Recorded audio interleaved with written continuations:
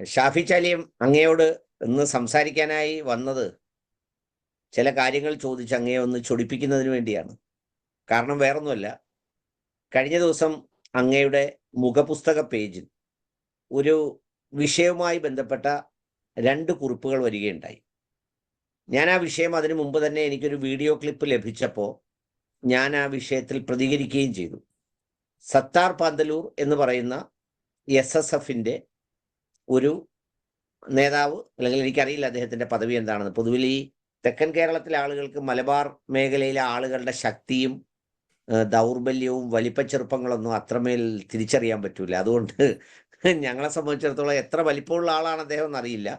ഏതായാലും അദ്ദേഹം ഈ മരണപ്പെട്ടു പോയ KM മൗലവി എന്ന് പറയുന്ന ഒരു മനുഷ്യനെ സംബന്ധിച്ച് അതിനെക്കുറിച്ച് പറഞ്ഞതുമല്ല, എനിക്കതിൽ കൂടുതൽ ഞാൻ ശ്രദ്ധിക്കാനിടയായത് അക്കാലത്ത് ഒരു സഹോദര സമുദായത്തിൽപ്പെട്ടവർക്ക് ജോലി കൊടുക്കരുത് എന്ന് പറഞ്ഞ് ഒരു വർഷങ്ങൾക്ക് മുമ്പ് മരണപ്പെട്ടു പോയ ഒരാളിൻ്റെ ഒരു വിഷയത്തിൽ പരാമർശം നടത്തിയപ്പോൾ ഏതായാലും ഖബറിൽ കിടക്കുന്ന ആളിനെ തിരുത്താനായിരുന്നില്ല, മറിച്ച് മറ്റെന്തോ ഉന്നം വെച്ചാണ് എന്ന ചിന്ത എൻ്റെ മനസ്സിലുണ്ടായി. ആ ചിന്ത ചെന്ന് പെട്ടത് ഈ കുറച്ച് നാളായി ഇങ്ങനെ ഈ മലബാറിലെ ചില സുന്നി ലീഗ് വിഷയങ്ങളൊക്കെ ഇങ്ങനെ നോക്കിക്കാണുന്ന ഒരാളെന്നുള്ള നിലയിൽ എനിക്ക് തോന്നി കൃത്യമായി ഇത് പോകുന്നൊരു ദിശ. പക്ഷേ എന്നെ അത്ഭുതപ്പെടുത്തിയത് താങ്കൾക്കൊരു പേരുള്ളത്, താങ്കൾ ആ പോസ്റ്റിട്ടതിൻ്റെ കമൻ്റൊക്കെ വായിച്ചിട്ടുണ്ടാവുമോ, തിരക്കുണ്ടെന്ന് എനിക്കറിയില്ല. അതിലെല്ലാം താങ്കൾ ഒരു വഹാബിയാണ്, വഹാബിയായ ഒരാളാണ്.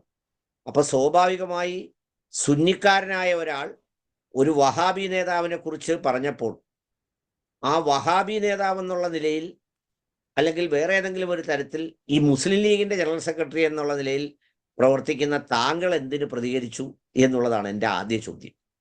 സത്താർ പന്തല്ലൂർ എന്ന SKSSFന്റെ ഒരു ഭാരവാഹിയുടെ പ്രസംഗം എനിക്കൊരു സുഹൃത്ത് ഇട്ടു തന്നു. എന്നിട്ട് അതിനടിയിൽ ആ സുഹൃത്ത് ചോദിച്ചു, പാണക്കാട് സയ്യിദ് സാദിഖ് അലി ശിഹാബ് തങ്ങളുടെ ഒരു പരാമർശത്തെ ആസ്പദമാക്കിയിട്ടുള്ള ഒരു വിമർശനമാണ് ഇദ്ദേഹം നടത്തുന്നത്. SYSന്റെ സംസ്ഥാന പ്രസിഡന്റ് കൂടിയായ സമസ്തയുടെയും മുസ്ലിം ലീഗിൻ്റെ ഒക്കെ അതിബഹുമാന്യനായ കേരള മുസ്ലിങ്ങൾ ആദരവോടെ കാണുന്ന സാദിഖ് അലി തങ്ങളെ ഇത്ര പുച്ഛിച്ചും പരിഹസിച്ചും വിമർശിച്ചു കൊണ്ടുള്ള ഈ പ്രസംഗം താങ്കളുടെ ശ്രദ്ധയിൽപ്പെട്ടില്ലേ? എന്തുകൊണ്ട് നിങ്ങൾ ആരും അതിനെതിരെ പ്രതികരിക്കുന്നില്ല? നിങ്ങൾക്ക് ഈ അധികാര കൊതി കൊണ്ടാണോ? തെരഞ്ഞെടുപ്പിലൊക്കെ മത്സരിക്കാൻ പോയാൽ പരിക്കോ പറ്റുമോ എന്നുള്ള നിലക്കാണോ നിങ്ങളുടെ ഈ മൗനം? ഇനി എന്താണ് തങ്ങളെക്കുറിച്ച് പറയാൻ ബാക്കിയുള്ളത്? തങ്ങളെക്കുറിച്ച് വിമർശിച്ചു എന്ന് മാത്രമല്ല, തങ്ങൾക്ക് ചരിത്രബോധമില്ല എന്ന് വരുത്തി തീർക്കാൻ, തങ്ങൾ അഹ്ലുസുന്നത്ത് വൽ ജമാഅത്തിന്റെ നയങ്ങളിൽ വ്യതിചലിക്കുന്നവരാണെന്ന് പരോക്ഷമായി പറയാൻ അവരുപയോഗിച്ചത് മുസ്ലിം ലീഗിന്റെ സ്ഥാപക നേതാക്കളിൽ പ്രമുഖനായി കാണുന്ന KM മൗലവി സാഹിബിനെയാണ്. മൗലവി സാഹിബ് ഒരു വർഗീയവാദിയാണ്, മതസ്പർദ്ധ ഉണ്ടാക്കുന്നവനാണ്. ഞാൻ ബാക്കി കാര്യങ്ങൾ ഞാൻ പറയാൻ ആഗ്രഹിക്കുന്നില്ല, അത് ഇന്നിലൂടെ പ്രചരിപ്പിക്കപ്പെടരുത്. മുസ്ലിം ലീഗിന്റെ ഒരു സ്ഥാപക നേതാവ് പരമത എന്താ പറയാ, പിന്നെ അന്യമത സ്പർദ്ധ ഉണ്ടാക്കുന്നവനാണ്, കൊടും വർഗീയവാദിയാണ്. അവരെ ബാഫിത്തങ്ങളോടും പൂക്കോയത്തങ്ങളോടൊപ്പം ചേർത്ത് വെക്കുന്നത് കഠിനമായ തെറ്റാണ്. മറ്റൊന്നും കൂടി പറഞ്ഞു, ഇവർ തമ്മിൽ മൗലവി തങ്ങൾ എന്ന ഒരു കോൺസെപ്റ്റിന്റെ അടിസ്ഥാനത്തിൽ നടന്ന കോഴിക്കോട്ടെ ഒരു ചടങ്ങിലെ ബഹുമാനപ്പെട്ട സാദിഖ് അലി തങ്ങളുടെ ഒരു പരാമർശം ഉണ്ടായിരുന്നു. സയ്യിദുമാരും മൗലവിമാരും ഒക്കെ ഒരുമിച്ച് യോജിക്കാവുന്ന മേഖലകളൊക്കെ അവരെ ഒരുമിച്ച് നിന്നിട്ടുണ്ട്. വിയോജിപ്പിന്റെ മേഖലകൾ അതൊരു ഭാഗത്തുണ്ട് താൻ. പക്ഷേ യോജിക്കാവുന്ന മേഖലകളിലൊക്കെ യോജിക്കാൻ അവർ മടി കാണിച്ചിട്ടില്ല. അതുകൊണ്ടാണ് ഈ സമുദായത്തെ ഇത്രയധികം വിദ്യാഭ്യാസപരമായും മതപരമായും ഒക്കെ സംസ്കരിച്ച് മുന്നോട്ട് കൊണ്ടുവരാൻ നമുക്ക് സാധിച്ചത്. അത് ഇനിയും തുടരണം. യോജിക്കാവുന്നവരുമായി യോജിപ്പിന്റെ മേഖലയിൽ യോജിച്ച് തന്നെ നിൽക്കണം എന്ന് തങ്ങൾ പറഞ്ഞതിനെതിരെയാണ് ഈ പറയുന്നത്. എന്നിട്ട് പറയുന്നു മൗലവിയും സയ്യിദും ഒന്നും ഒരു കാലത്തും യോജിച്ചിട്ടില്ല. അതായത് സാദിഖ് അലി തങ്ങളുടെ വാദത്തെ ഖണ്ഡനം ചെയ്യാണ്. പിന്നെ സംഭവിക്കുന്ന വിമർശനം മാത്രമല്ല, പുച്ഛവും പരിഹാസവുമാണ്. അതായത് മൗലവിയും തങ്ങളും തമ്മിൽ ഏതെങ്കിലും കല്യാണപ്പന്തലിൽ നിന്നോ ബാർബർ ഷാപ്പിൽ നിന്നോ ചായക്കടയിൽ നിന്നോ ഒരു പക്ഷെ കണ്ടിട്ടുണ്ടാവും. എന്തൊരു പരിഹാസമാണ്. മൗലവി സാഹിബ് ഇതിന്റെ സ്ഥാപക, അതായത് മുസ്ലിം ലീഗ് സ്ഥാപിതമാകുന്നത് തലശ്ശേരിയിൽ നിന്നാണ്. അത് മനസ്സിലാക്കണം. സത്യത്തിൽ ആദ്യം മുസ്ലിം ലീഗിന്റെ ദർശനം ഉൾക്കൊണ്ട് മുസ്ലിം ലീഗ് ഉണ്ടാക്കാൻ സാധിക്കുമോ എന്നറിയാൻ ലോകം മുഴുവൻ ഓടി നടന്ന വ്യക്തിയാണ് കെ മൗലവി സാഹിബ്. മനസ്സിലാക്കണം. അങ്ങനെയാണ് അദ്ദേഹം പരപ്പനങ്ങാടി തലശ്ശേരി ട്രെയിനിൽ സ്ഥിരം യാത്രക്കാരനാണ്. മഹാനായ സീതി സാഹിബ് തലശ്ശേരിയിൽ ഒരു കേസുമായി ബന്ധപ്പെട്ട് വന്നിരുന്നു. ആ കേസ് നടത്താൻ തലശ്ശേരിയിൽ വന്ന സീതി സാഹിബ് തലശ്ശേരിയിൽ ക്യാമ്പ് ചെയ്തു. അവിടേക്ക് കെ മൗലവി നിരന്തരമായി പോകും. നമുക്ക് മുസ്ലിം ലീഗ് ഉണ്ടാക്കണ്ടേ എന്ന് ചോദിച്ചുകൊണ്ട്. അവിടെ സത്താർ സേഠു സാഹിബ് ഒരു വ്യാപാരിയാണ്, ചൊക്ലി സ്വദേശിയാണ്, തലശ്ശേരി. അദ്ദേഹം വരും. മഹാനായ ഉപ്പി സാഹിബും അതുപോലെ തന്നെ ഉപ്പി സാഹിബിനെ പോലെ ബി പോക്കർ സാഹിബ്, ഇവരൊക്കെ മദ്രാസി പ്രസിഡൻസി കോളേജിൽ നിയമത്തിന് പഠിക്കുകയാണ്.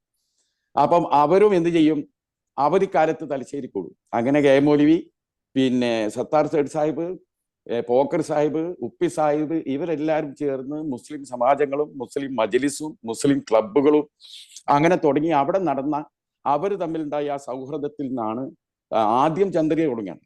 എഴുത്തും വായനയും പഠിപ്പിക്കാണ്. ചന്ദ്രിയ തുടങ്ങിയതിന് ശേഷമാണ് 1936 ആദ്യമായി ലീഗിന്റെ ഒരു യൂണിറ്റ് അവിടെ ആരംഭിക്കുന്നത്. ആ യൂണിറ്റ് ആരംഭിക്കുമ്പോൾ പ്രസിഡന്റ് അറക്കൽ അലി അബ്ദുറഹ്മാൻ രാജയാണ്, സെക്രട്ടറി സത്താർ സേഠ് സാഹിബാണ്, അതിന്റെ ജോയിന്റ് സെക്രട്ടറി സീതി സാഹിബാണ്, ഒരു വൈസ് പ്രസിഡന്റ് കെ എം മൗലവിയാണ്. മരിക്കും വരെ അദ്ദേഹം വൈസ് പ്രസിഡന്റാണ്. അദ്ദേഹത്തെയാണ് ഇതിൽ വഹിച്ചത്. അപ്പൊ രണ്ട് തലക്കാണ്. ഒന്ന്, പാണക്കാട് സാദിഖ് അലി തങ്ങളെ പരിഹസിക്കാനും പുച്ഛിക്കാനും ചരിത്രബോധമില്ലാത്തവനെ അധിക്ഷേപിക്കാനും അഹ്ലുസുന്നത്തിന്റെ മാർഗങ്ങളിൽ നിന്ന് വ്യതിചലിക്കണമെന്ന് വരുത്തി തീർക്കാൻ ഇദ്ദേഹം നടത്തിയ അതും ഈ സമസ്ത വേദിയാണ് ഉപയോഗിച്ചത്. നമുക്ക് സമസ്തയോട് ഒരു പ്രശ്നമില്ല. സമസ്ത എന്ന സംഘടന കെ എം മൗലവിയെ കുറിച്ച് ഒരു പ്രമേയം പോലും എവിടെ എടുത്തിട്ടില്ല. എത്രയോ കാലമായി. 1964 കെ എം മൗലവി സാഹിബ് മരിച്ചു പോകുന്നത്. 64 മുമ്പ് നമുക്കറിയാം പ്രവാസം ഇല്ല. ആരും അങ്ങോട്ട് 70 ശേഷം പ്രവാസം തുടങ്ങുന്നത്. അപ്പൊ 64 മരിക്കുന്നതിന് മുമ്പാണല്ലോ ഹജ്ജിന് പോയത്. ഹജ്ജിന് പോണ സമയത്താണ് അദ്ദേഹം ഫൈസൽ രാജാവിന് എന്ത് ചെയ്തത്, ഈ കത്ത് എഴുതിയത് പറഞ്ഞു.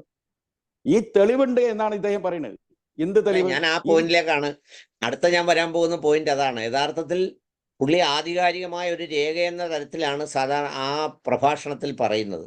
യഥാർത്ഥത്തിൽ അങ്ങനെ ഒരു രേഖ ഈ താങ്കളുടെ വായനയിലോ അല്ലെങ്കിൽ അന്വേഷണത്തിലോ എവിടെങ്കിലും കിട്ടിയിട്ടുണ്ടോ? എനിക്ക് കിട്ടിയില്ല. പക്ഷേ ഒരു അബ്ദുൽ കരീം എന്ന് പറയുന്ന ആൾ എഴുതിയ ഒരു ചരിത്രത്തിൽ ഇതിനെ സംബന്ധിച്ചുള്ള പരാമർശം നടത്തിയിട്ടുള്ള ഒരു പേജ് എനിക്കും കിട്ടുകയുണ്ടായി.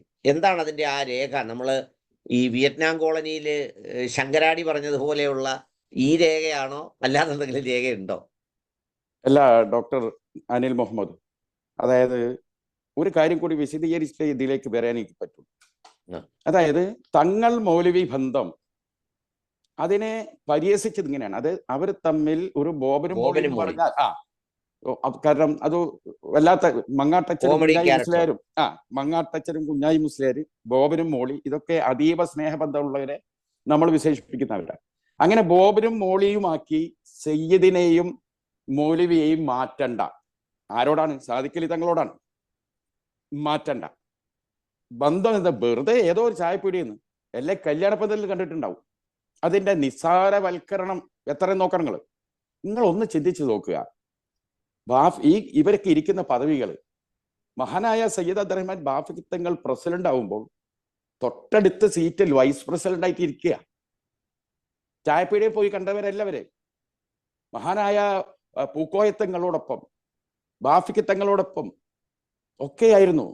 പാണക്കാട്ട് വന്ന് സുബൈക്ക് പിന്നെ അവിടെ ക്യാമ്പ് ചെയ്യുക. പാണക്കാട് വന്നാൽ കെ മൗലവി അധികം താമസിക്കുന്നത് കൊടപ്പനക്കൽ തറവാട്ടിലാണ്. കൊടപ്പനക്കൽ തറവാട്ടിൽ വന്ന് രാവിലെ തന്നെ, നിങ്ങൾക്ക് കൊടപ്പനക്കൽ തറവാട്ടിൽ പോയാൽ അറിയാം, തറവാടിനോട് ചേർന്ന് തന്നെ ഒരു നിസ്കരിക്കാൻ ഒരു ശ്രാമ്യ പോലെ ഉണ്ട്. പുറമെ പള്ളി ബാക്കിലും ഉണ്ട്.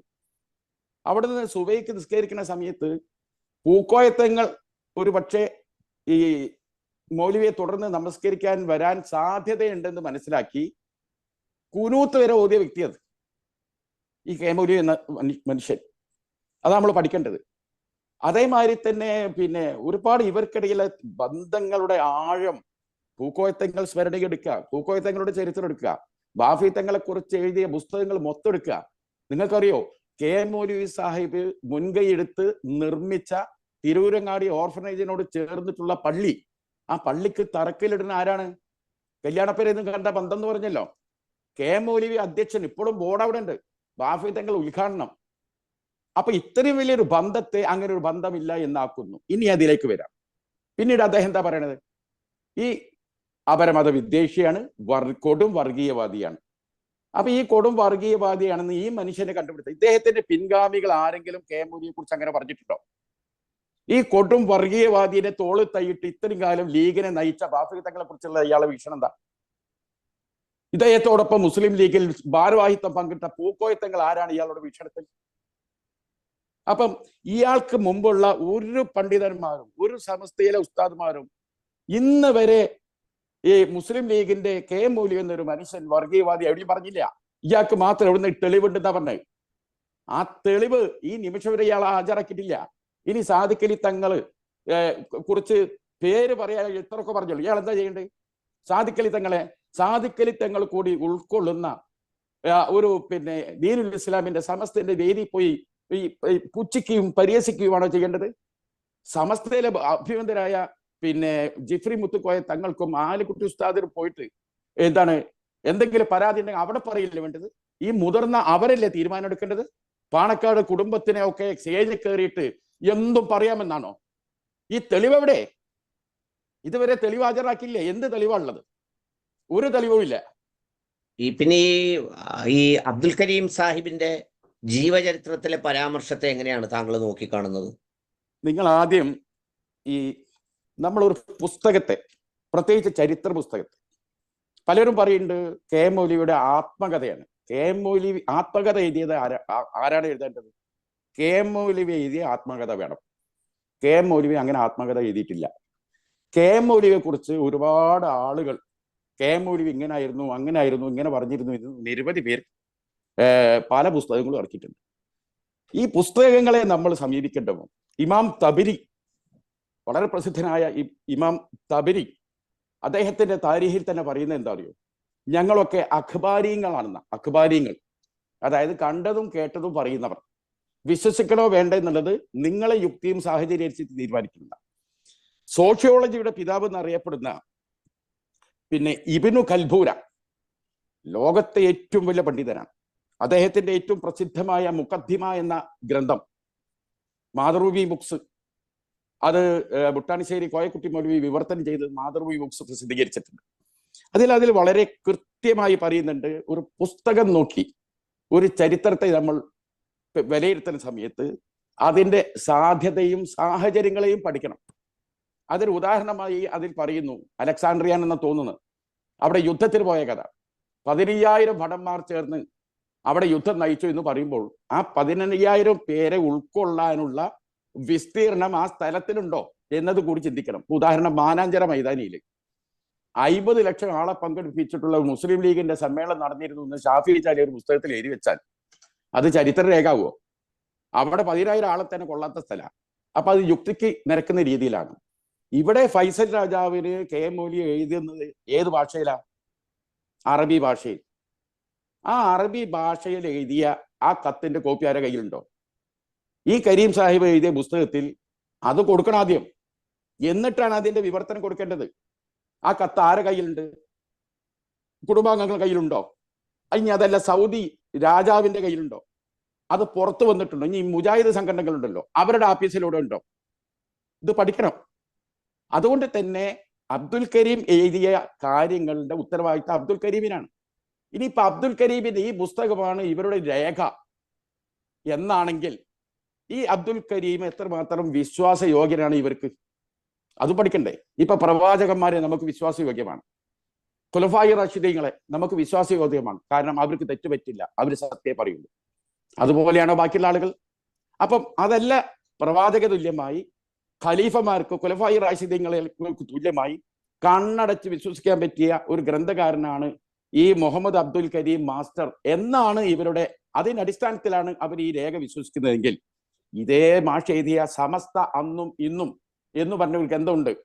ഇതേ മുഹമ്മദ് അബ്ദുൽ കരീം മാസ്റ്റർ എഴുതിയ ഒരു പുസ്തകം. ആ പുസ്തകത്തിൽ എന്താ ഉള്ള അറിയുകൾ? അത് ഇതുപോലെ ഇങ്ങനെയല്ല. സമസ്ത എടുത്ത പ്രമേയം, അന്ന് ബ്രിട്ടീഷുകാരുടെ കാലത്ത് അധ്യക്ഷന്റെ പ്രസംഗം, ഉദ്ഘാടന പ്രസംഗം, എടുക്കുന്ന പ്രമേയം അച്ചടിച്ച് എന്ത് ചെയ്യണം, വിതരണം ചെയ്യണം എന്നാ.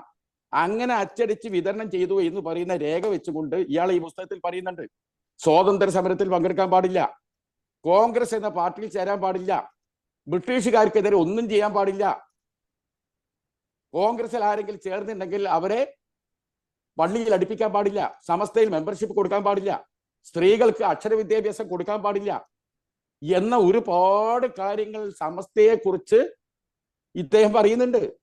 അങ്ങനെയാണ് ഇതൊക്കെ ഇവർ വിശ്വസിക്കോ? ഒരു വ്യക്തി എന്തെങ്കിലും പുസ്തകത്തിൽ എഴുതിയ അതാണോ രേഖ? അങ്ങനെയാണോ രേഖയെ കാണേണ്ടത്? അത് നമ്മൾ പഠിക്കണ്ടേ? മാത്രമല്ല, ഈ അബ്ദുൽ കരീം സാഹിബ് നല്ല ചരിത്രബോധമുള്ള ആളായിരിക്കാം. അദ്ദേഹത്തെ ബ്രിട്ടീഷുകാർ പോലും കോട്ട് ചെയ്തിട്ടുണ്ട്. അദ്ദേഹം ഒരുപാട് പ്രമാദമായ പുസ്തകങ്ങൾ ഇറക്കിയിട്ടുണ്ട്.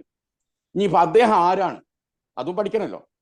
അദ്ദേഹം എഴുതിയ ഈ പുസ്തകത്തിന് ശേഷം അഹമ്മദ് കുട്ടി ഉണ്ണിക്കുളം KM മൗലവി ഒരു പാഠപുസ്തകം എന്നൊരു പുസ്തകം ഇറക്കി. ആരാണ് അഹമ്മദ് കുട്ടി ഉണ്ണിക്കുളം?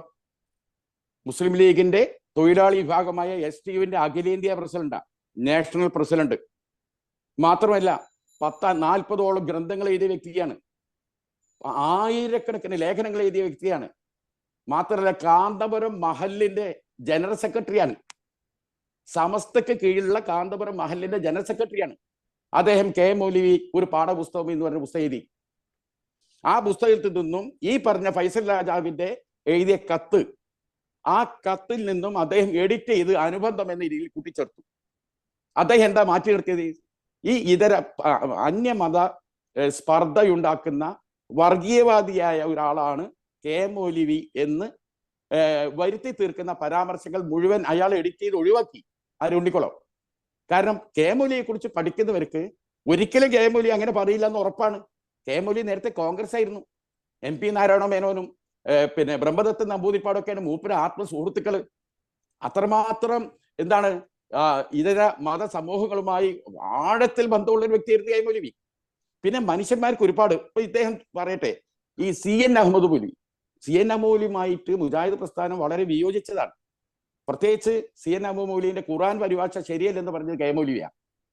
ആ CN മൗലവിയുമായി ചേർന്ന് അസോസിയേറ്റ് ചെയ്തിട്ട് ഈ മുഹമ്മദ് അബ്ദുൽ കരീം സാഹിബും CN അഹമ്മദ് മൗലവിയും ചേർന്നിട്ട് മഹത്തായ മാപ്പിള സാഹിത്യ പാരമ്പര്യം എന്നൊരു പുസ്തകമുണ്ട്. ആ പുസ്തകത്തില് ഒരു പ്രധാനപ്പെട്ട, അത് ഇനി എന്നിലൂടെയാണ് അറിയാറില്ല, ഒരു കുണ്ടോട്ടിയിൽ ഒരു കവി ഉണ്ടായിരുന്നു. പിന്നീട് അദ്ദേഹത്തെ സൂഫി കവി എന്നൊക്കെ പലരും വിളിച്ചു. കടായിക്കൽ മൊയ്തീൻകുട്ടി എന്നാണ് അദ്ദേഹത്തിന്റെ പേര്. ആ കടായിക്കൽ മൊയ്തീൻകുട്ടിയുടെ പിതാവ് ചാലിലകത്ത് കുഞ്ഞഹമ്മദ് ഹാജിയാണെന്ന് ഈ പുസ്തകത്തിൽ എഴുതിച്ചത്. ചാലിലകത്ത് കുഞ്ഞഹമ്മദ് ഹാജി എന്ന് പറഞ്ഞാൽ നിങ്ങൾ തെക്കോട്ടുള്ളവർക്ക് വരെ അറിയുന്നില്ലേ, എത്ര വലിയ ഒരു പിന്നെ ഇമ്മൻസ് വ്യക്തിത്വം അല്ലേ? അത്ര ഈ കുണ്ടോട്ടിയിലെ ഇത് അതൊരു തെറ്റാണ്. നിങ്ങളുടെ അദ്ദേഹത്തിന്റെ മകൻ അബ്ദുൾ സത്താർ ഹിസ്റ്ററി പ്രൊഫസറാണെന്ന് തോന്നുന്നു തിരുവരങ്ങാടി കോളേജിലെ. അത് പിന്നീട് തിരുത്തേ ചെയ്തത്.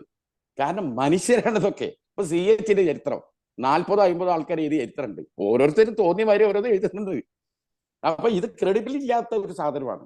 അപ്പൊ ഇതിനൊക്കെ വലിയ എന്താ പറയാ, വിശുദ്ധ ഖുർആനെ പോലുള്ള വലിയൊരു രേഖയാക്കി ഇവർ കണ്ടാൽ ഈ അബ്ദുൽ കരീം എന്ന് പറഞ്ഞ ആളെ എഴുതിയ എല്ലാത്തിനെയും അംഗീകരിക്കേണ്ടി വരും. ഈ അബ്ദുൽ കരീം മുജാഹിദിന്റെ നിയന്ത്രണത്തിലല്ലാതെ നടക്കുന്ന ഒരാളാണ്. ആരാ ചോദിച്ചാൽ എന്താണ്, may I introduce myself, I am a Salafi എന്ന് ഒരാൾ പറയുന്നു. മുജാഹിദിന്റെ സംഘടനാ രംഗത്തുണ്ടല്ല. മാത്രമുണ്ടെങ്കിൽ ഈ CN മൗലവിയുമായി ചേർന്നിട്ട് ഒരിക്കലും എന്ത് ചെയ്തില്ല, ഒരു ഗ്രന്ഥം എഴുതുമോ? മാത്രമല്ല CN മൗലവിന്റെ ഖുർആൻ പരിഭാഷ തെറ്റുണ്ട് എന്ന് പറഞ്ഞാലാണ് KM മൗലവി. എന്നിട്ടാണ് അമാനി മൗലവിനെ കൊണ്ട് വേറെ പരിഭാഷ ഉണ്ടാക്കിച്ചത്. മാത്രമല്ല ഏറ്റവും പ്രധാനപ്പെട്ട മുജാഹിദ് പ്രസ്ഥാനത്തിന്റെ പിന്നെ ഒരു വലിയ ഒരു ത്രെഡായ നേതാവായിരുന്നു പിന്നെ അദ്ദേഹത്തിന്റെ ഉമ്മർ മൗലവി, ഈ വാദപ്രതിവാദം. ആ ഉമ്മർ മൗലവി ഇബാദത്ത് എന്ന അറബി വാക്കിന് കൊടുത്ത അർത്ഥം തെറ്റാണെന്ന് പറഞ്ഞ് ലഘുലേഖയാക്കിയ ആളാണ് ഈ മുഹമ്മദ് അബ്ദുൽ കരീം സാഹിബ്. അദ്ദേഹം മുജാഹിദ് നേതാക്കളുമായി ഒക്കെ കലഹിച്ച ഒരാളാണ്. ഇദ്ദേഹത്തിന് അദ്ദേഹം ചരിത്രബോധം ഒരുപാട് പുസ്തകങ്ങൾ എഴുതിയ, മാലകളെ കുറിച്ച്, മൗലൂദിനെ കുറിച്ച്, റാത്തീബിനെ കുറിച്ച്, ഇങ്ങനെ പലതും ഉണ്ട്. അപ്പോ രേഖ എന്നൊക്കെ പറയുന്ന സമയത്ത് അതിനൊരു അടിസ്ഥാനം വേണം. ആ കത്ത് എഴുതിയ കത്തിന്റെ പകർപ്പ് അന്ന് 64 മുമ്പാണല്ലോ ഹജ്ജിന് പോയത്. അന്ന് ഫോട്ടോ സ്റ്റാറ്റ് ഉണ്ടോ? ഇല്ല. പിന്നെ കാർബൺ വെച്ച് പകർപ്പ് എഴുതിയോ? ഇല്ല.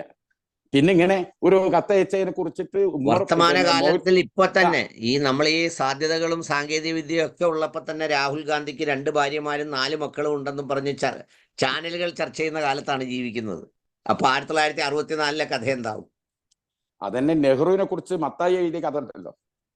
ആ കഥ ആ പുസ്തകം കൊണ്ട് അനുബന്ധമാക്കിയാൽ ഇന്ദിരാഗാന്ധി വേശിക്ക് തുല്യാവും.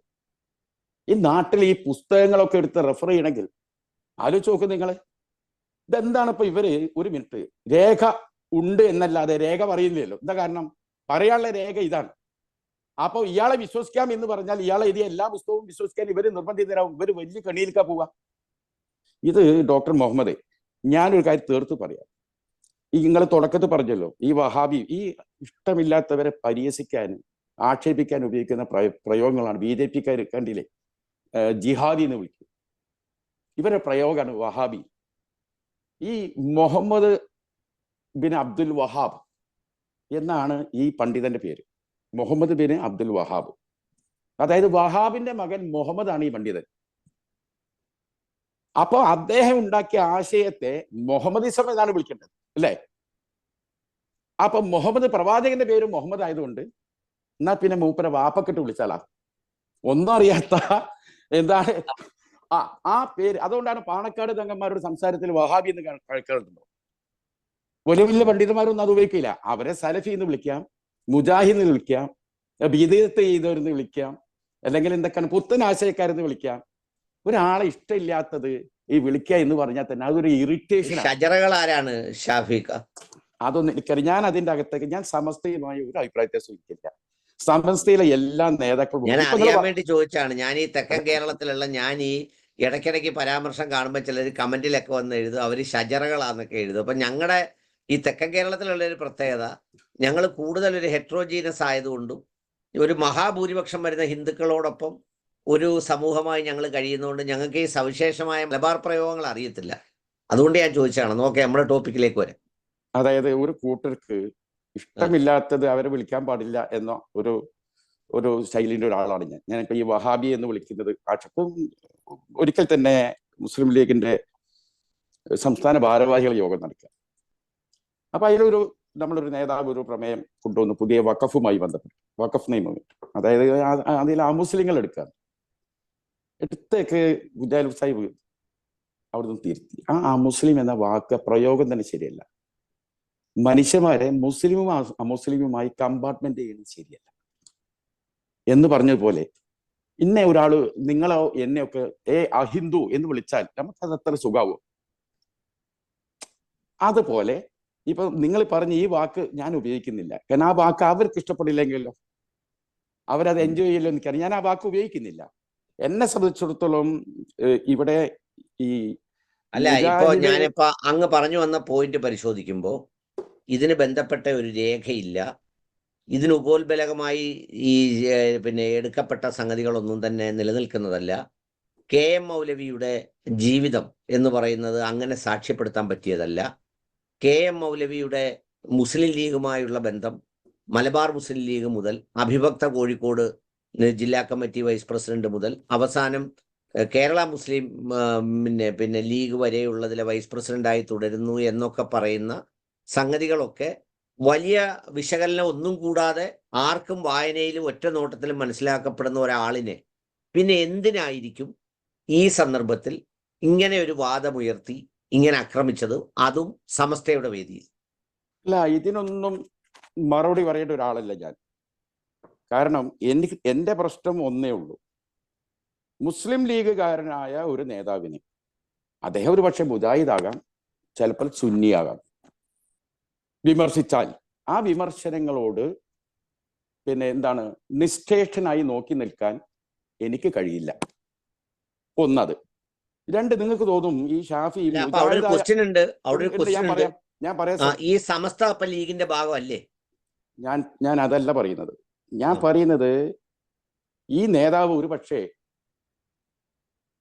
മുജാഹിദാകാം, അല്ലെങ്കിൽ സുന്നിയാകാം. അവർ സുന്നിയോ മുജാഹിദോ എന്ന് ഞാൻ നോക്കാറേ ഇല്ല. അതാ ഞാൻ പറഞ്ഞത്. ഞാൻ കെ എം മൗലവി എന്ന മുജാഹിദ് പണ്ഡിതനെ തൊട്ടപ്പം ഷാഫിദാ വരുന്നു, ഷാഫിയിലെ വഹാബിസം വരുന്നു. ഇവര് കാണാത്തൊരു വസ്തുതയുണ്ട്. മഹാനായ ജീവിച്ചിരിക്കുന്നവരെ ഞാൻ അങ്ങനെ മഹാൻ എന്ന് വിളിക്കാറില്ല. പക്ഷെ ചിലവർ നമ്മൾ അങ്ങനെ വിളിച്ചു പോകും. അത്രയും ഉത്കൃഷ്ട വ്യക്തിത്വങ്ങൾ. അതിൽപ്പെട്ട വളരെ പരമസ്വാത്വികനായ ഒരു ഉസ്താദാണ് MT അബ്ദുള്ള മുസ്ലിയാർ.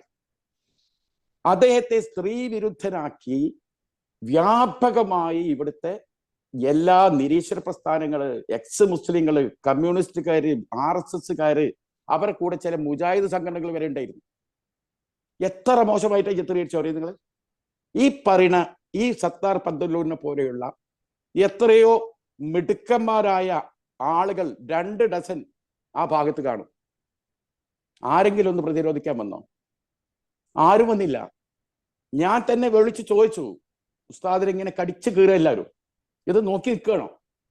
ആദ്യം ഞാൻ സാദിഖ് അലി തങ്ങളോട് ചോദിച്ചു. തങ്ങൾ പറഞ്ഞു അതിന് SYSന്റെയും SKSSFന്റെയും ആളുകൾ പ്രതികരിക്കട്ടെ, അവർ പ്രതികരിക്കണ്ടോ ഇല്ലയോ നോക്കാന്ന് പറഞ്ഞു. അപ്പൊ അവരാരും പ്രതികരിക്കേണ്ടെന്ന് തീരുമാനമാണെന്ന് പറഞ്ഞു. അപ്പോഴത്തേക്ക് എന്നോട് സാദിഖ് അലി തങ്ങൾ പറഞ്ഞത്, അബ്ദുള്ള മുസ്ലിയാർ മുസ്ലിം ലീഗാ, ഒരു മുസ്ലിം ലീഗുകാരനാണ്, അദ്ദേഹത്തെ ആക്രമിക്കുമ്പോൾ നോക്കി നിൽക്കാൻ പാടില്ല, ഷാഫി പോയി പ്രതിരോധിക്കുന്ന. ഞാൻ ശക്തമായി പ്രതിരോധിച്ചു. അതിന് ചില മുജാഹിദിന്റെ സുഹൃത്തുക്കളൊക്കെ എനിക്ക് വന്നിട്ട് ഇത്തരം തരംതാണോ എന്നൊക്കെ ചോദിച്ചു. ഞാനെന്താ അവിടെ ഒരു മനുഷ്യനെ സ്ത്രീ വിരുദ്ധന സമസ്തയുടെ നയത്തിനോട് യോജിപ്പോ വിയോജിപ്പോ അത് വേറെ ചർച്ച ചെയ്യണം. ഈ വന്ധ്യവയോധികനായ ഒരു മനുഷ്യനെ കുറിച്ച് സർക്കാർ മോണോ ആക്ട് അതിന് 1ാം സമ്മാനം, അതിനൊന്നും ആരും എതിർക്കുന്നില്ല. ഇവരുടെ പാണക്കാട് സാദിഖ് അലി തങ്ങളെ പരോക്ഷമായി വിമർശിക്കാൻ ഇവർ കാണിക്കുന്ന ഈ വ്യഗ്രത, അതിന്റെ അകത്തുള്ള പണ്ഡിതന്മാരെ കിടന്നിട്ട് തെരുവിൽ പേപ്പട്ടി ആക്രമിക്കുന്ന പോലെ എല്ലാവരും വളഞ്ഞിട്ട് ആക്രമിച്ചത്. ഇവരുടെ ഈ പിന്നെ എന്താ പറയാ, ഈ സർഗാത്മക ശൈലിയുള്ള ശബ്ദവും ഒക്കെ ഉണ്ടായിട്ട് ആരെങ്കിലും വന്നോ? ഇനിയിപ്പോ നാളെ ഞാൻ പറയട്ടെ, നാളെ ബാഫിക്ക് തങ്ങളെ കുറിച്ച് ഏതെങ്കിലും ഒരു മുജാഹിദിന്റെ പണ്ഡിതൻ എന്തെങ്കിലും ഒരു പരാമർശം പറഞ്ഞു നോക്കട്ടെ, ഇതിന്റെ 1000 കുതിരശക്തി പിന്നെ ശക്തിയിൽ ഞാൻ പ്രതികരിക്കും. ഇനി ഇയാളുടെ ഇപ്പോ ഈ കെ മൗലവിയെ കുറിച്ചിട്ട് മുജാഹിദിന്റെ ഒരു നേതാവ് വന്നിട്ട് ഇത്തരത്തിലുള്ള പരാമർശം നടത്തുകയാണെങ്കിൽ അയാൾക്കെതിരെ ഞാൻ ശബ്ദിക്കും. കാരണം ഞങ്ങൾ മനസ്സിലാക്കിയ ഞങ്ങളെ നേതാക്കന്മാർ അവരൊക്കെ അങ്ങനെയാണ്. അവരെയൊക്കെ ഇങ്ങനെ ചീത്ത വിളിക്കുക, അതും വർഗീയവാദിയേക്ക. മാത്രമല്ല ഇതിന് ഡാമേജ് ആർക്കാ? മുസ്ലിം ലീഗിന്റെ സ്ഥാപക നേതാക്കളിൽപ്പെട്ട ഒരു മനുഷ്യൻ വർഗീയവാദിയായിരുന്നു, പിന്നെ എന്താണ് ഇതര മത സ്പർദ്ധയുണ്ടാക്കുന്ന ആളായിരുന്നു പറഞ്ഞാൽ അതിന്റെ പരിക്കാർക്ക? ഈ 15 വർഷം മുമ്പ് മരിച്ചുപോയ ഈ മുഹമ്മദ് അബ്ദുൽ കരീമിനാണോ? 3, 4, 5 ആയി ചിഹ്നിച്ച് കിടക്കുന്ന ഈ മുജാഹിദുകൾക്കാണോ? ഏറ്റവും വലിയ ഡാമേജ് മുസ്ലിം ലീഗാണ്. ഇന്ത്യയിൽ മുസ്ലിം ലീഗിന് അതിന്റെ പരിക്ക്. അതാണ് ആദ്യം മനസ്സിലാക്കുന്നത്. യഥാർത്ഥത്തിൽ ഉന്നം വെച്ചത് മുജാഹിദിനെ അല്ലല്ലോ, മുസ്ലിം ലീഗിനെ തന്നെ ആയിരിക്കില്ലേ? അതല്ലാതെ ഇപ്പൊ മുജാഹിദിന്റെ ഒരു വിഷയത്തിലേക്ക് കെ എം മൗലവിയെ കൊണ്ടുവന്ന് ചർച്ചയ്ക്ക് വെച്ച് ഈ ഭിന്നിച്ചു നിൽക്കുന്ന മുസ്ലിം വിഭാഗങ്ങളെ എല്ലാം കൂടി ഒന്നിപ്പിക്കണമെന്ന് എന്തായാലും സുന്നിക്കാരനായ സത്താർ പന്തലൂരിന് ആഗ്രഹം ഉണ്ടാവില്ല. അപ്പൊ പിന്നെ അദ്ദേഹം ഉന്നം വെച്ചത്, നിങ്ങൾക്ക് പറയാൻ ബുദ്ധിമുട്ടുണ്ടെങ്കിലും ഞാൻ പറയാം, മുസ്ലിം ലീഗിനെ ചാരി സാദിഖ് അലി ശിഹാബ് തങ്ങളെ ഉന്നം വെച്ച് ഈ പറയുന്ന അസ്വസ്ഥത വേറൊരു തരത്തിലേക്ക് സൃഷ്ടിക്കുന്നതിന് സാധാരണ ഈ BJP രാഷ്ട്രീയത്തിലൊക്കെ ഉപയോഗിക്കുന്നത് പോലെ സ്പർദ്ധയുടെ ഒരു ആയുധം എടുത്ത് പ്രയോഗിച്ച് അദ്ദേഹത്തെ സാമുദായികമായി ഇകഴ്ത്താനും സാമൂഹ്യമായി ഒറ്റപ്പെടുത്താനും നടത്തിയ ഒരു ശ്രമമായിട്ടാണ് എനിക്ക് തോന്നിയത്. അതായത് ഇത് ലക്ഷ്യം വെച്ചത് പാണക്കാട് കുടുംബത്തിനോടുള്ള അസൂയ തന്നെയാണ്, സാദിഖ് അലി തങ്ങളോടുള്ള വിദ്വേഷം തന്നെയാണ്. സാദിഖ് അലി തങ്ങളെയാണ് ലക്ഷ്യമിട്ടുന്നുള്ള അയാളെ പ്രസംഗം വീണ്ടും വീണ്ടും കേൾക്കും നിങ്ങൾ. സാദിഖ് അലി തങ്ങൾ അതിനു വേണ്ടി ആരെ ഉപയോഗപ്പെടുത്തി? ഒരു സുന്നി വികാരം ഉണ്ടാക്കാനും അങ്ങനെ ഒരു എതിർ വികാരം സൃഷ്ടിക്കാൻ വേണ്ടി ഇങ്ങനെ ഉപയോഗപ്പെടുത്തുമ്പോൾ ഇവിടെ പരിക്കേൽക്കുന്നത് സാദിഖ് തങ്ങൾക്കും മുസ്ലിം ലീഗിന് മാത്രമല്ല, ഇത്ര കടുത്ത വർഗീയവാദിയായ ഒരു മനുഷ്യനോടൊപ്പം പാർട്ടിയിൽ സ്ഥാനമാനങ്ങൾ പങ്കിട്ട ശിഹാബ് തങ്ങള്, പൂക്കോയ തങ്ങള്, ബാഫിഖ് തങ്ങള്, ഇവരൊക്കെ എതിരെയുള്ള എന്തായി മാറി? ഇവരൊക്കെ മോശക്കാരായി മാറിയില്ലേ? ഇങ്ങനെ ഒരു കൊടിയ വർഗീയവാദിന്റെ തോളിൽ കൈയിട്ട് ജീവിതം മുഴുവനും നടന്ന ഈ മനുഷ്യന്മാര് മൊത്തം ഇയാളെ ഇകഴ്ത്തിയില്ലേ? ഇയാളെ ഈ വാക്കിലൂടെ അവമതിക്കപ്പെട്ടത് ആരാണ്? മുസ്ലിം ലീഗും സാദിഖ് അലി തങ്ങൾ മാത്രമല്ല, മഹാനായ പൂക്കോയത്തങ്ങൾ, മഹാനായ സയ്യിദ് റഹ്മാൻ ബാഫിഖ് തങ്ങള്, മഹാനായ സയ്യിദ് ഉമർ ബാഫിഖ് തങ്ങള്, അങ്ങനെ എത്ര ആളുകൾ എടുത്തു നോക്കൂ. അവരൊക്കെ മോശക്കാരായില്ലേ? അവരാരും ഇത്തരം കാലത്ത് എത്ര പണ്ഡിതന്മാര് അപ്പുറത്തിന്റെ ആരെങ്കിലും കെ എം മൗലവിയെ കുറിച്ചിട്ട് തങ്ങളെ അയാൾ വർഗീയവാദിയാണെന്ന് എന്ത് തങ്ങൾക്ക് സൂചന കൊടുക്കാൻ ഈ സത്താർ പല്ലൂരിന്റെ അത്ര വിവരമില്ലായിരുന്നു? ഇതിനു മുമ്പ് പിന്നെ സമസ്തയെ നയിച്ച വന്ധ്യരായ എത്ര പണ്ഡിതന്മാരുണ്ട്? ആർക്കെങ്കിലും എന്താ പ്രശ്നമുണ്ടോ? എല്ലാവരും ലീഗ് വേദികളിൽ വന്നിട്ട് ലീഗിന് വേണ്ടി പ്രാർത്ഥിച്ചവരാ, എല്ലാ സമസ്ത നേതാക്കളും. കാരണം അങ്ങനെയാണ് നമ്മുടെ സമുദായം മുന്നോട്ട് പോയത്. ഇപ്പോഴും തങ്ങൾ മുന്നോട്ട് വെക്കുന്നത്. ഇപ്പം നാളെ ഖലീൽ ബുഹാരി തങ്ങളുടെ മഹദീൻ അക്കാദമിയിൽ അതിന്റെ ഇനോഗ്രേഷന് സാദിഖ് അലി തങ്ങളെ അവർ വിളിച്ചു കൊണ്ടുപോയി. കാലം മാറിക്കൊണ്ടിരിക്കുകയാണ്. അവരൊക്കെ എന്താണ് കാലത്തിനനുസൃതമായി, കാരണം നമ്മളെ സമൂഹം നേരിടുന്ന ഭീഷണി അത്രയും വലുതാണ്. അപ്പൊ എല്ലാവരും യോജിക്കാവുന്ന ഏതൊക്കെ ആരെയും അസ്പൃശ്യത പാടില്ല. ഇപ്പൊ എനിക്കിപ്പോഴും പറയാനുള്ള സത്താർ പന്തലൂർ പോലുള്ള ആളുകൾ സമുദായത്തിന്റെ പ്രതീക്ഷകളാണ്. അവരൊക്കെ തിരുത്തണം, ഈ സമീപനം വെടിയണം. മനസ്സിലായി? പ്രശ്നങ്ങൾ എന്തുണ്ടെങ്കിൽ അത് അതാതിടത്ത് പറഞ്ഞു തീർക്കണം. എന്നെ സംബന്ധിച്ചിടത്തോളം ഞാൻ ഇന്ന് വരെ ഒരു മുജാഹിദ് സംഘടനയിലും ഒരു അംഗത്വം എനിക്കില്ല. ഞാൻ അതിന്റെ പോഷക സംഘടനകളിലും ഞാൻ ഇന്ന് വരെ ആ മേഖലയിൽ ഞാൻ പ്രവർത്തിച്ചിട്ടില്ല. അത് നിങ്ങൾ മനസ്സിലാക്കണം. മുജാഹിദായി നിങ്ങൾ എന്നെ കമ്മ്യൂണിസ്റ്റ് ആക്കിയതുപോലെ മുജാഹിദായി.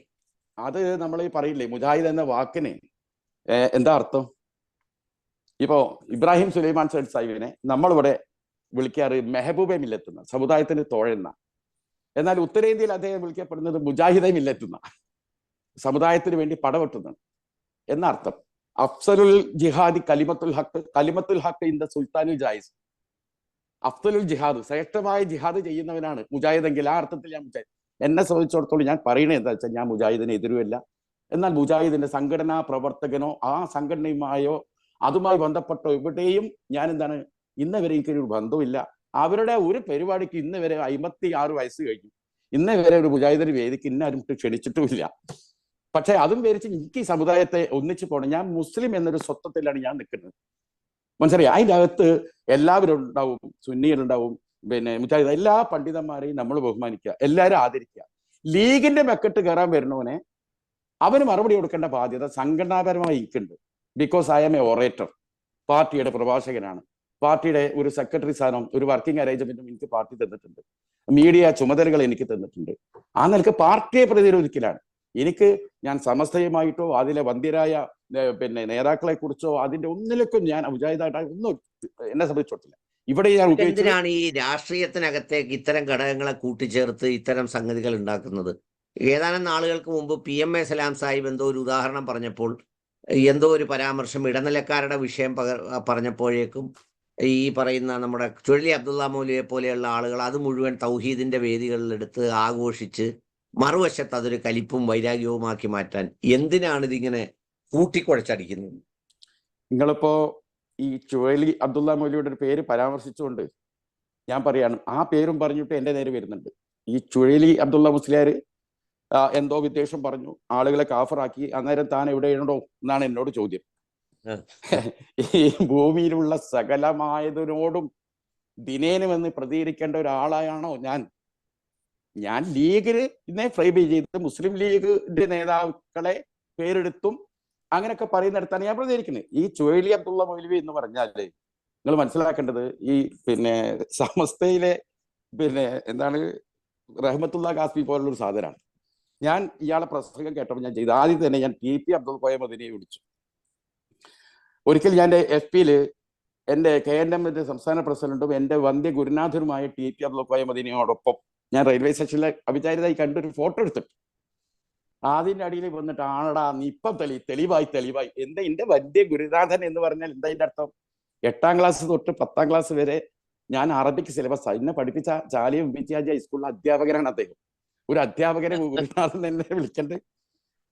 നിങ്ങൾ ആലോചിച്ച് നോക്കൂ. അങ്ങനെ വിളിക്കുന്നതും പ്രശ്നമായി. ഇപ്പൊ ഇന്നലെ സജീർക്കൊപ്പം ഇതിന്റെ ഇടയിൽ സജീർക്കൊപ്പം എന്ന് പറഞ്ഞ ഒരു പാട്ടുകാരനുണ്ടല്ലോ, അദ്ദേഹത്തിനൊരു മോനുണ്ടായപ്പോ ആ മോന് ഞാനൊരു അച്ഛനായി എന്നൊരു പോസ്റ്റ് ഇട്ട അയാള്. അപ്പൊ അച്ഛനായെന്ന് ഇട്ടപ്പോഴത്തേക്ക് അതിന്റെ തടിയിൽ വന്ന് 100 കമന്റുകളാ. നീ എവിടുത്തോനാടാ, നീ അച്ഛനായെന്ന് പറയുന്നത് എന്തിനാടാ, വാപ്പ എന്ന് പറഞ്ഞുകൂടായടാ, ഉപ്പ എന്ന് പറഞ്ഞുകൂടായടാ, എന്തിനാണ് അച്ഛനായെന്ന് പറയുന്ന ഒരു സംഗതിയാണ്. എന്താണ് ഈ സമുദായം, എന്താണ് ഇങ്ങനെയൊക്കെ പ്രതികരിച്ച് പഠിക്കുന്നത്? അതാ ഞാൻ പറഞ്ഞത്. ഞാൻ ആദ്യം തന്നെ ഈ ചുഴലി അബ്ദുള്ള മൗലവിയുടെ പ്രസംഗം കേട്ടപ്പോൾ എനിക്കെന്താ വെച്ചാൽ എനിക്ക് ഇറിറ്റേഷൻ എന്നൊക്കെ പറയല്ലോ. പട്ടച്ചോനെ, എന്താണ് ഇയാളെ ഈ പറഞ്ഞു കൂട്ടുന്നത്? ഇയാളെ ഒന്ന് നിയന്ത്രിക്കാൻ ആരുമില്ല തോന്നി. ഉടനെ ഞാൻ TP അബ്ദുൽ കോയ മദനി സാഹിബിനെ വിളിച്ചു. വിളിച്ച് ചോദിച്ചു പറയൂ, അദ്ദേഹം ഞങ്ങളുടെ സംഘടനയായിട്ട് ഒരു ബന്ധമില്ല. ഹുസൈൻ മടവൂർ സാഹിബിനെ വിളിച്ചു, നിങ്ങൾക്ക് അവരേറ്റവും ബന്ധമില്ല. ഞാൻ എൻ്റെ സുഹൃത്താണ്, വളരെ പിന്നെ നല്ല കാര്യങ്ങൾ പഠിച്ചു പറയുന്ന ഒരു വ്യക്തിയാണ്. പിന്നെ നമ്മുടെ വിസ്റ്റം മുജാഹിദിന്റെ VK അഷ്റഫ് സാഹിബ്, ഞാൻ അദ്ദേഹത്തിന് അവരേറ്റവും ബന്ധമില്ല. പിന്നെ വേറെ ഒരു മുജാഹിദ് ഉണ്ട്, എന്താണ് മറ്റേ നമ്മളെ മർക്കസ് ദേവ, മർക്കസ് ദേവ, അവരെ വിളിച്ച് ഞാൻ ചോദിച്ചു, അവരേറ്റവും ബന്ധമില്ല. അപ്പൊ ഇനിയിപ്പം 4മതൊരു ടീം ഇറങ്ങിയിട്ടുണ്ട്, നമ്മളെ സുബൈർ മങ്കട മരിച്ചുപോയ സക്രിയ സ്വലാഹി ടീമിന്റെ ഒരു അഖിൽ സുന്ന എന്ന് പറഞ്ഞിട്ട്, അതായിട്ട് അവരേറ്റവും ബന്ധമില്ല. അപ്പൊ ഇതിന്റെ ഒരു ആളായിട്ട് ഇയാൾക്ക് ബന്ധമില്ല. അപ്പൊ ഞാൻ ചോദിച്ചു, അങ്ങനെയാണ് ഇയാൾക്കാരെ വേദി കേട്ടിട്ട്?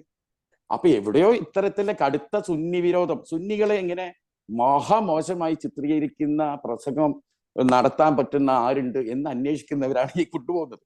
ഒരു സഹിഷ്ണുതയുടെ യാതൊരു ഇതുമില്ല. ആലോചിക്കണങ്ങള്,